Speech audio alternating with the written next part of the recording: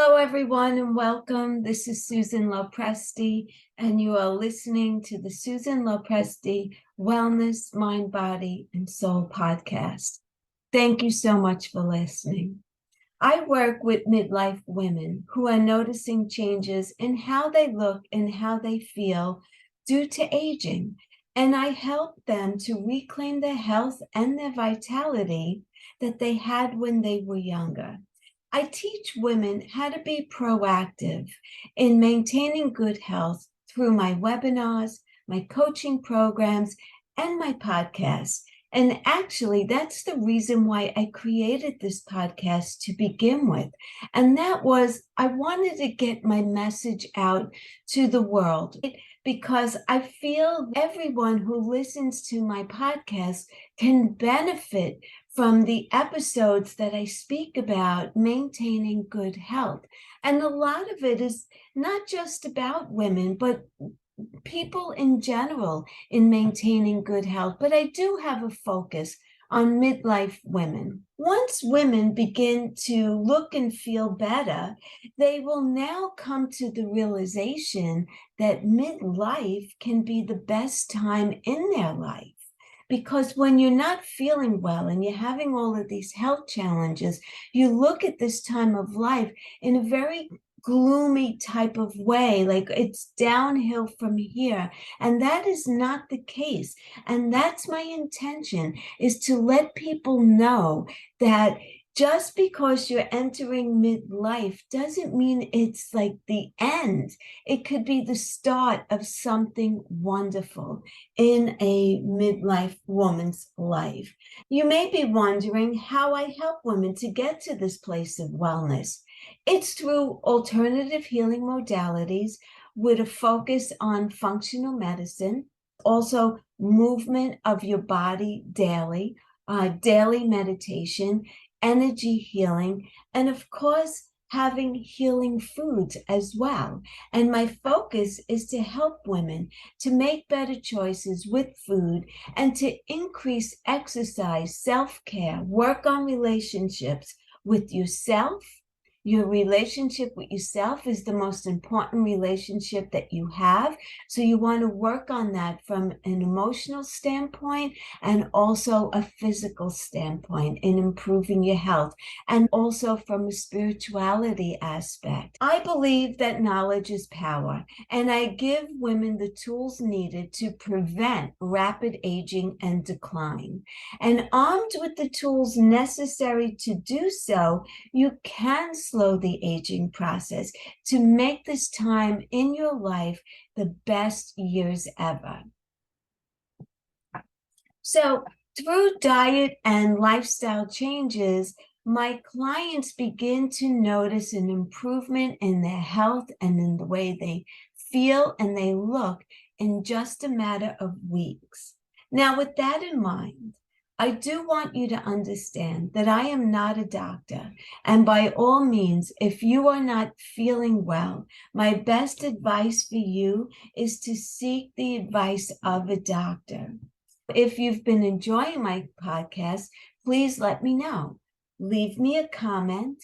And if you feel that others would benefit from listening to my podcast, please share it out with them as well. I would love to help as many women as possible through this podcast. So thank you from the bottom of my heart for listening, and I hope that I am adding value to your day. And now let's go on with the episode. We just came off of Memorial Weekend, so today I want to talk about safety in the sun. How do we protect the skin that we're in, right? Everyone loves the warmth of the sun on their skin, but how much sun is too much sun? And how do you know if a suspicious spot should be checked out by a professional doctor? You're about to find out the answers to all of your sun-related questions. So sit back and relax and enjoy this episode. One of the first questions that you may ask when you're talking and you're saying, I need to stay out of the sun for my skin. And then the next question is, but don't I need vitamin D? We all need vitamin D. It helps our bones, and without it, we're at risk of conditions like osteoporosis.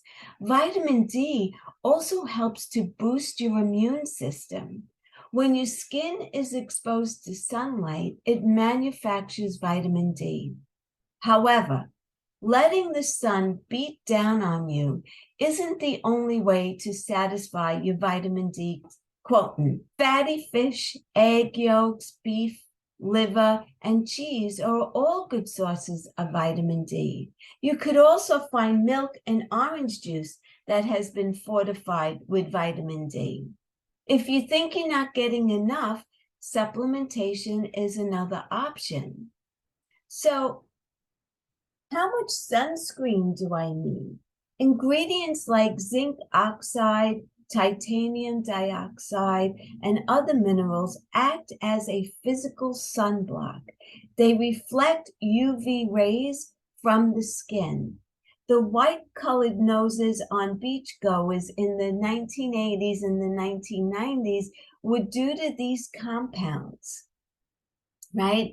And thankfully, manufacturers today can make these compounds much smaller so that the sunscreen can blend into your skin.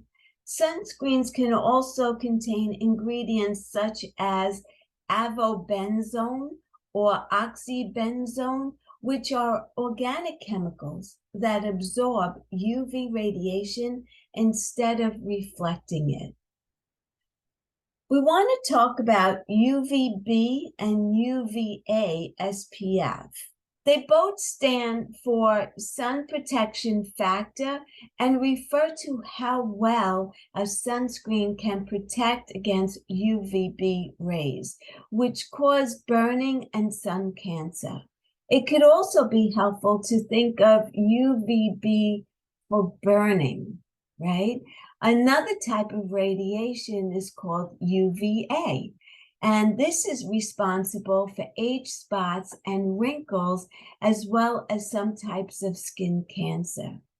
So choose sunscreens that are labeled broad spectrum to ensure that it protects from both UVA and UVB rays. Currently, there is no standard in the United States for listing UVA blocking power. In certain European and Asian countries, UVA protection must be listed on the packaging the same way SPF would be. So let's talk about applying and reapplying. Every time you use sunscreen, use about a shot glass worth.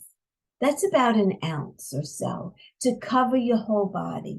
And you want to apply your first coat 15 minutes before you venture outside, right? So while you're still in the house, preferably if you're going to be wearing a bathing suit, apply the protection while you're naked so that you cover all areas of your body.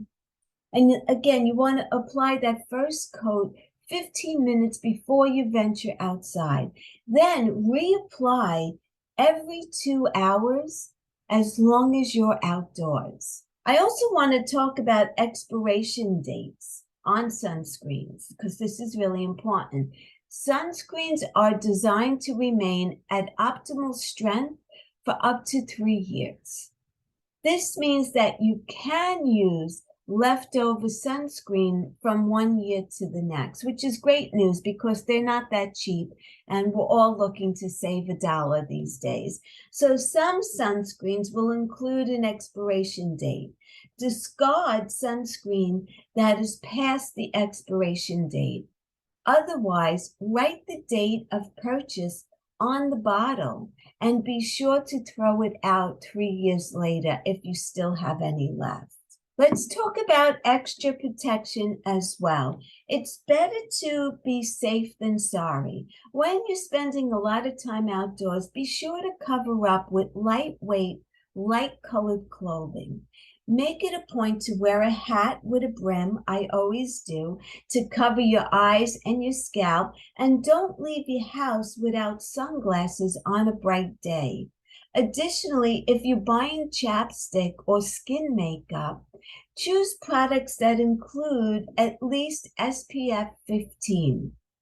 Just take note that the trace amounts of SPF in foundation or moisturizer likely won't be enough on its own. You still have to layer on regular sunscreen. And we really need to talk about skin cancer. I mean, it's not a topic that we want to talk about, but it's imperative, especially if you do spend a lot of time in the sun. So let's go over a few facts and statistics about skin cancer. More than 5.4 million cases of non-melanoma skin cancer were treated in over 3.3 million people in the United States in 2012, the most recent year that new statistics were available. More people are diagnosed with skin cancer in the U.S. each year than all other cancers combined. 1 in 5 Americans will develop skin cancer by the age of 70. The annual cost of treating skin cancers in the U.S. is estimated to be about $8.1 billion. Regular and daily use of SPF 15 or higher sunscreens reduces the risk of developing squamous cell carcinoma, the second most common type of skin cancer, by about 40%. And in the notes, I'm going to give you a link to some more facts related to skin cancer. The next thing I want to talk about is when to seek shade. Right? So UVB rays are most active between the hours of 10 a.m. and 3 p.m. So make every effort to limit your time in the direct sunlight during those hours. I always go for my walk after 3 o'clock in the afternoon. That's just me. Some people may want to go before 10 a.m. And also, we need to talk about reflective surfaces. So water, sand, concrete, snow, and ice are all surfaces that can reflect UV rays and cause more severe sunburn, and further evidence that you should be wearing sunscreen year-round, even in the winter. Now, I'm going to give you a side personal experience that I had. Years ago, I went snow skiing. And I was on the mountain for like 8 hours that day. I never thought about putting sunscreen on. Well, guess what? I had the worst sunburn by the end of the day that it actually ruined the rest of my trip. So please be aware of these reflective surfaces. And it doesn't need to be just in the summertime.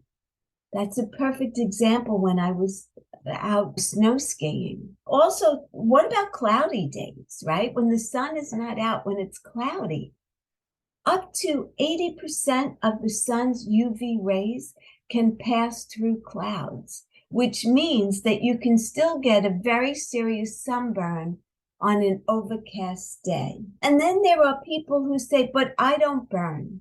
I never burn. I have dark skin. I never burn. It's a common misconception that darker complexions don't need sunscreen. While melanin does protect from a small number of UV rays, every shade of skin needs sun protection. Don't fool yourself. If you have a dark skin tone, you'll likely get a natural skin protectant of about SPF 13. You need about SPF 30 for reliable protection. No matter your skin color, you're still at risk of cancer, wrinkles, dark spots, and burning from excessive skin exposure.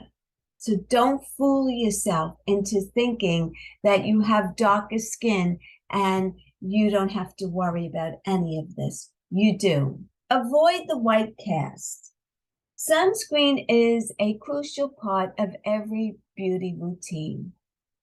But the white cast is something that you can leave behind because it isn't always attractive, right? So if this is an issue that you've dealt with, where you have this white cast on you, apply sunscreen at least 20 minutes before you go outside so that it has time to soak into your skin. Also, use a separate type of sunscreen for your face. If you can find a gel-based sunscreen, that's the best bet, right? You could also try looking for a tinted sunscreen or lay a sunscreen on underneath your regular foundation or powder. So first put your sunscreen and then put your foundation and powder over it if you find that you're getting a white tint to your skin. Right? So this is what we could do to prevent sunburn and sun damage when we're outside. We want to be able to enjoy this wonderful time of year and be outside in the sun, enjoy the warmth. But at the same time, we want to be sure that we're protecting our skin. We also want to make sure that we're doing regular skin checks. And if you know what to look for, you can spot warning signs of cancer very early on. And that's the best way to protect. Go right to your doctor. Do a full body check once a month in a well-lit room in front of a full-length mirror, using a hand mirror for areas that are hard to see, or ask your partner to do a scan of you. And if anything comes up, you want to call your doctor immediately. So you want to follow this ABCDE rule. And it's asymmetry, border, color, diameter, and evolving. So for more information, I'm going to put a link about skin cancer in the show notes as well. So go back to that.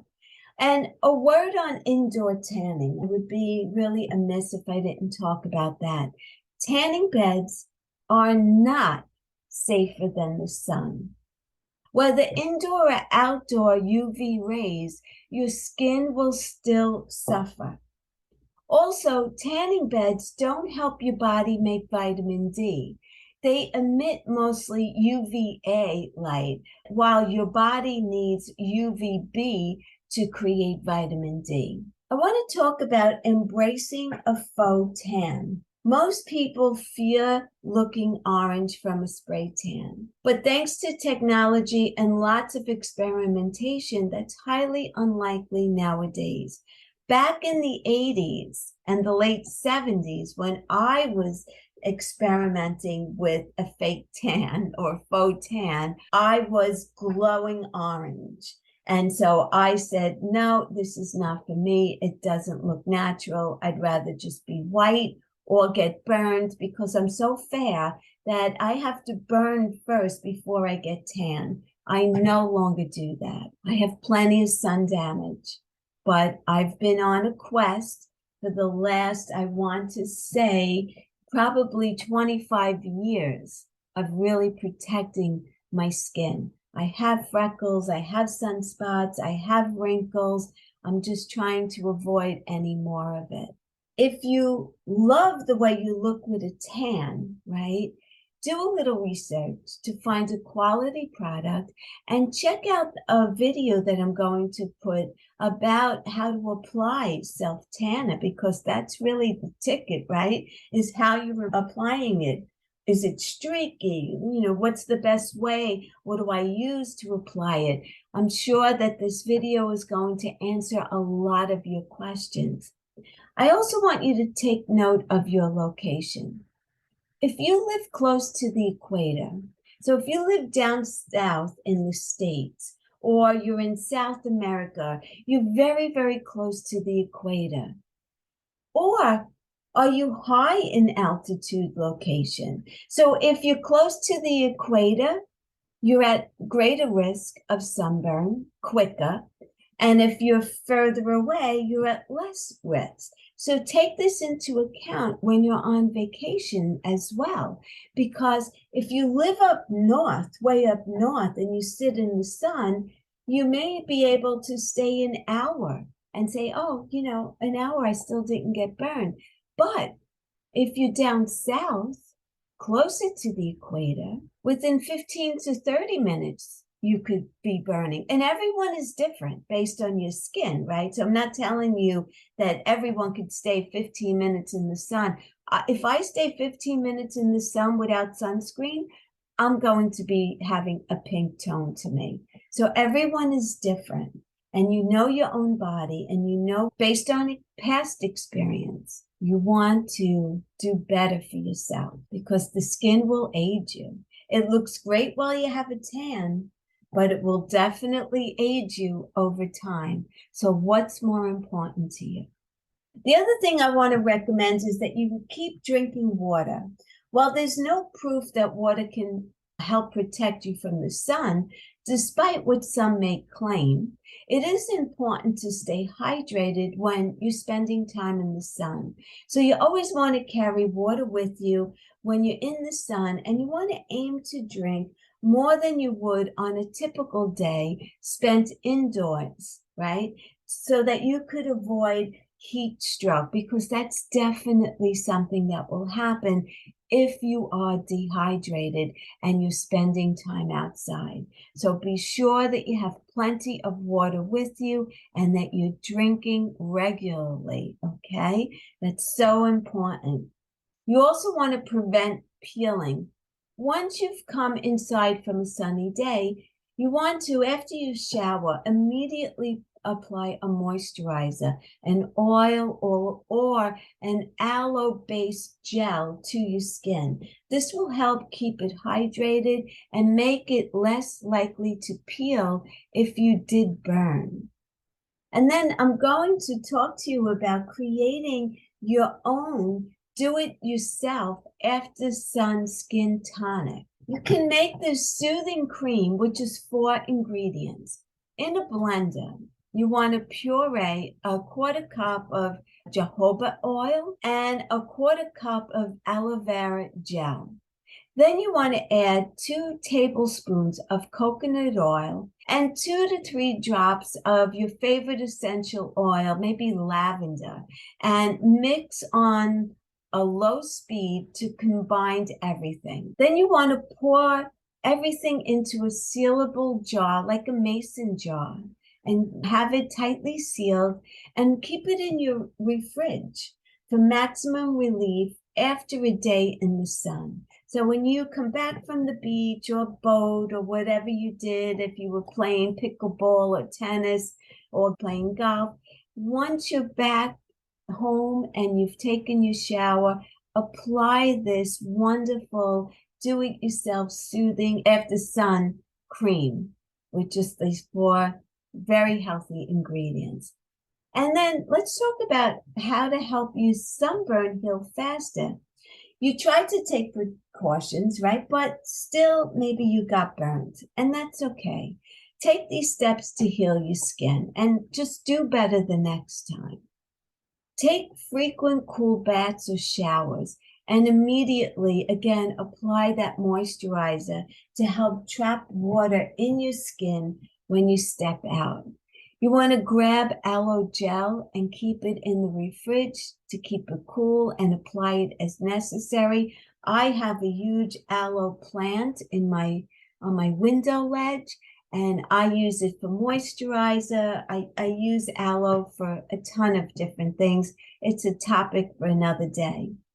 You may also want to consider taking an aspirin or an ibuprofen to help reduce swelling and any discomfort that you may have. If, and hopefully not, but in the event that you do develop skin blisters, make sure that you don't pop them. Blistering skin means you have a 2nd-degree sunburn. That's what it means. Take extra care to protect sunburned skin from the sun and elements as it's healing. So you want to wear loosely fitted clothing, and you want the fabric to be like a tightly woven fabric that will help protect your skin from sun and wind. There's plenty of sun guard clothes right now that are protected with SPF 50. So if it feels comfortable enough to put that over your skin, then wear that. But let's hope that with all the suggestions that I gave you here, that you can enjoy the summer season and enjoy the sun, fun in the sun, right? Enjoy the sun, but make sure that you're protecting yourself from burns and anything else that could be skin damaging from the sun. So just make sure that you're protecting yourself. You're using your sunblock. You're going out during the hours that the sun is not the strongest. You don't want to go out between 10 and 3 o'clock in the afternoon and have like an SPF 15 on your skin. No way. No way. It has to be SPF 30 or above, depending on your skin type. So please, if you enjoyed this episode or you know of anyone who could really benefit from learning about protecting their skin from the sun, please share it out with them. It helps to get my message out to as many people as possible. And I want to thank you so much for listening here today. I so appreciate each and every one of you.